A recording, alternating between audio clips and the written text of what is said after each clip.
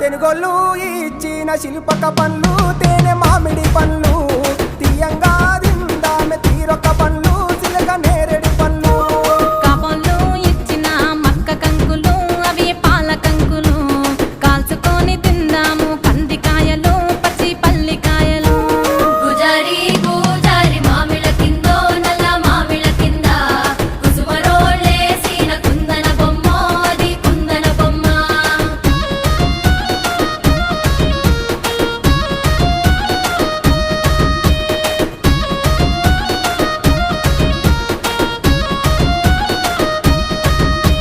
బెస్తోలు పెట్టిన పచ్చి చేపలు అవి వట్టి చేపలు